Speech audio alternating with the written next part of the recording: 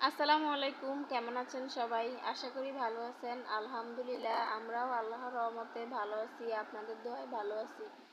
তো আজকে আমাদের বাসায় মেহমান আসবেন। মেহমানদের জন্য কি কি রান্না করলাম সেটাই আপনাদের সাথে শেয়ার করব। আর সবগুলো রেসিপি দিতে পারবো না, কাজের চাপের জন্য ভিডিও করতে পারিনি। গরুর মাংস রেসিপিটা শেয়ার করব। আর এই তো আমি গরুর মাংসটা ভালোভাবে ধুয়ে নিয়েছি পরিষ্কার করে, তারপরে অনেকগুলো পেঁয়াজ কুচি দিয়ে দিয়েছি। গরুর মাংসতে যত বেশি পেঁয়াজ কুচি দিবেন ততই বেশি স্বাদ এবং দেখতে ভালো হবে, ঘ্রাণটাও ভালো হবে।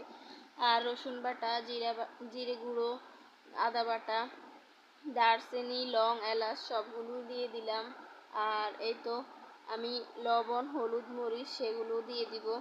আর আজকে আমার বাসায়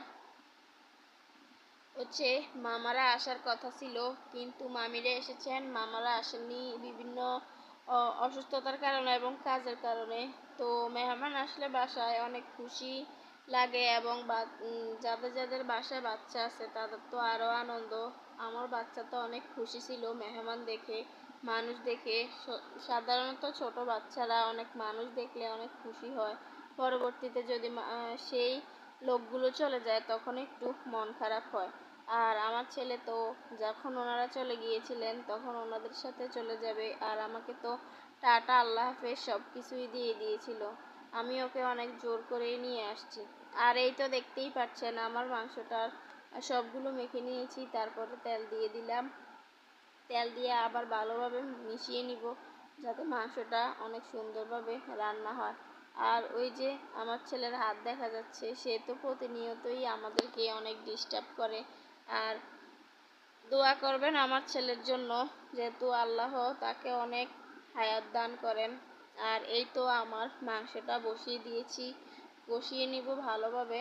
আর আমার হাজব্যান্ড ভালোভাবে নেড়ে চেড়ে নিচ্ছেন, দেখতেছে যে মাংসতে কালার আসছে কিনা নাকি। আর উনি তো অনেক আপসেট ছিলেন যে আমি রান্নাটা কেমন হবে, খেতে পারবে কিনা, সেজন্যই। আর আমাকে অনেক কাজে সাহায্য করেছেন। আর এই তো আমার গরুর মাংস প্রায় মাঝপথে হওয়ার। যারা যারা আমার পেজে নতুন সবাই আমার পেজটি ফলো করে দিবেন, আমার পাশে থেকে লাইক, কমেন্ট, শেয়ারটা বেশি বেশি করে দিবেন।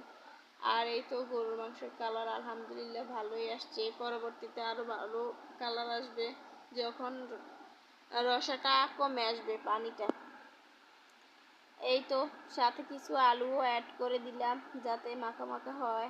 আর কয়েক পিস আলু আমি কেটে ভালোভাবে গলে দিয়েছি যাতে ঝোলটা একটু ঘন ঘন থাকে, সেজন্যই।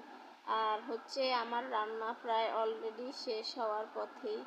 আর আমি আজকে ভাত, পোলাও, মাছ ভাজি, মুরগি ভাজি, তারপর গরুর মাংস, ভর্তা, সালাদ সব কিছুই ছিল।